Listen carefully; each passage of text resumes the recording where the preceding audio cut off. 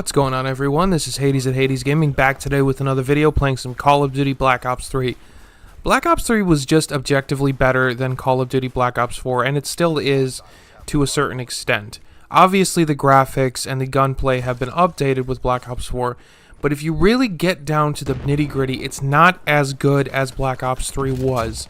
And I know people are going to really hate on the fact that the supply drop systems are so different, and there was no real way to earn supply drops in Black Ops 3, and that is just objectively and actually false, because in Black Ops 3, you would often have events in which you would earn double crypto keys or double liquid divinium in Black Ops 3, which would gain you access to the supply drops a little bit quicker. Now, the earn rate depended on how you played in Black Ops 3, and currently within Black Ops 3 there is a double XP playlist for Hardpoint where you can earn double crypto keys and double soldier experience points to actually progress further in the game. But that's not really what I'm here to talk about. If you look at Black Ops 3 as a game as a whole, its maps were better, its guns were better and more varied, and there were more creative weapons within Black Ops 3 than there are in Black Ops 4. If you look at Black Ops 3, there were so many different weapons to choose from, it was ridiculous. Whereas in Black Ops 4, there is only about between 20 and 25, I believe, guns that you can choose from as a primary weapon. There's very few secondary weapons. I think there's like 3 of them, and the rocket launchers, there's like 2, I believe so. So if you look at Black Ops 3, I'm using the Galil. Now in this gameplay, you see me go off, and oftentimes I would actually go off like this, but there were days where I would just do absolutely terrible. Now the reason that is because of the advanced movement system. I didn't like this because of the fact that there was a gauge on it. Now if you go back and you play Advanced Warfare, you will notice that there is no gauge to fill. You can actually do it over and over and over again without being penalized for it or without it running out. And you would feel that you were doing, your best. You would feel like, okay, this makes sense. If it's all the way, then okay, we can do this. But if it's not all the way, there's really no point.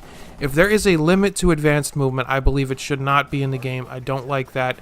Even when I played games like Crysis, I hated the fact that there was a gauge on the abilities you could use in that game. But anyway, I'm getting off track. Black Ops 3's maps were varying, and the map that I'm playing on right now, which is Infection, is actually a really cool looking map if you step back and you use your camera to actually rotate around the map, look up and down. It's actually on its side, or upside down if you really want to look at it that way.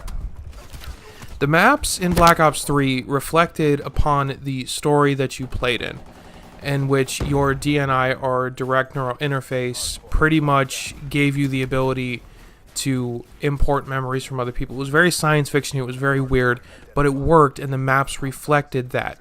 At least there was an explanation for the advanced movement in Black Ops 3. There was no real explanation for it within Call of Duty Advanced Warfare. It was just Kevin Spacey saying, this is Advanced Warfare. And you just saw a bunch of random flying shit. They didn't explain how it worked, what happened with it, all stuff like that. In Black Ops 3, if you play the campaign, you will actually be able to go back, and the character who's actually played by an ex-Law and Order actor was really good. I love him. I think it's Christopher Molini. He explains why you can do what you do, and he gives you an actual tutorial on how you can do it. He doesn't just throw you into this world with all this advanced movement shit, which I kind of liked. I didn't really like that in Advanced Warfare. Now, this game has a lot of features that I don't really see too much in Black Ops 4. The only drawback between Black Ops 4 and Black Ops 3, this is in favor of Black Ops 4, is the fact that they have the ability to switch the specialist on the fly. When you enter a Black Ops 3 match, you cannot switch the specialist, and I'd really say that's the only drawback to this game.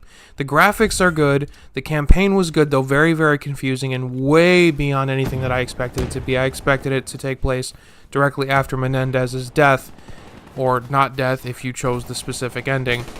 But it didn't. It just went way off in a completely other direction, and I kind of like that. I didn't really want to have to keep going with the same old storyline. I would have loved if if Sergeant Woods and Mason were still around, but truth be told, they're not. And Black Ops 3 is said to be in I believe, a simulation of multiplayer, or was that Black Ops 4? Either way, it doesn't matter. There's no point in doing anything with that. But basically, if you actually got into Black Ops 3 and you wanted to master the movement system, there was a free run mode where you could learn how to operate within the movement system and master it before you jumped into multiplayer. That was extremely helpful for a lot of players, and it was definitely helpful for me because I wasn't used to the whole gauged thing. This was the second advanced movement game, and it just wasn't, it just didn't make any sense to me for them to be a gauge, so I really had to learn how to do it, and I still can't even do one of the free run maps, and it's 2019. This game came out 4 years ago.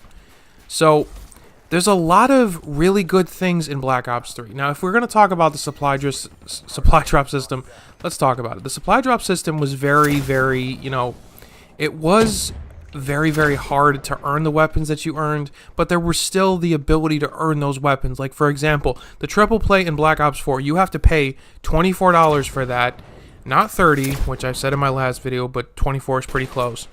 And you get the hammer weapon, you get 20 supply drops basically, and that's it. Now, you have all that, but here's the thing. In Black Ops 3, if you just did the challenge for the triple play, you earned a weapon, a supply drop, and a melee weapon. You earned those. They were there. You could get them done at any time, and I believe the triple play is still active, if I'm not mistaken, within this game. So I would say go back and play it and try to earn it, and you'll notice the difference. I also would encourage you to go back and play the Double XP playlist. I'm not sure how long it's going on for within Hardpoint. Hardpoint was always one of my favorite game modes to play in this because it was just a chaotic situation. And grenades flying everywhere, rocket launchers, score streaks, Hellstorm missiles. It was just really fun to play. Now, my overall opinion about Black Ops 3 has changed over the years. At first, I really, really didn't like it. I was very much against it. Even in its early inception, I wasn't really all for it because it didn't make any sense to me. I mean, how were they going to top that epic storyline of Black Ops 2? But they did. They really did. The ending to the Black Ops 3 campaign was very satisfying, though very confusing. I've had to watch many YouTube videos explaining the ending to me. But, the fact that Black Ops 3 came after Black Ops 4 really pisses me off because it doesn't link together at all, in my opinion. And I'm not going to spend hours of my time going back and researching this. I'm not going to spend hours of my time going back and just trying to get the campaigns to link up. That's just a waste of my time. Black Ops 4 should have been directly after Black Ops 3. The campaign should have continued after Black Ops 3. What happened to John Taylor? What happened to your character? What happened to all the people that were in that game? We will never know because they decided to cut the fucking campaign out of Black Ops 4, which really pissed me off. Anyway, guys, on the whole, I think that if you're going to play the newest Black Ops, you should be playing this one because it is a complete package, just like Black Ops 2. This was when they actually cared about the game, in my opinion. Though the supply drop system was shady and you had a very low rate of actually getting what you wanted, it was still a complete package. You got your campaign, your zombies, and your multiplayer, and it was really well supported, and it's still supported to this day. I reset my stats from Prestige 10 because I wanted to play the multiplayer over again and really feel that progression system and see how fast it went. And it's very fast, even without double XP. Once you get to level 30, it's a little harder, but that's pretty much it. Anyway, guys, this has been my video on Call of Duty Black Ops 3. Let me know what you're thinking down in the comments. My next video will be on Black Ops 1, and one of my subscribers has requested that I revisit Ghost, so I will be doing that just after Black Ops 1. Tomorrow I am going to the movies with my fiance, so I cannot exactly produce a video in time. I may not produce one tomorrow night. I apologize if I don't.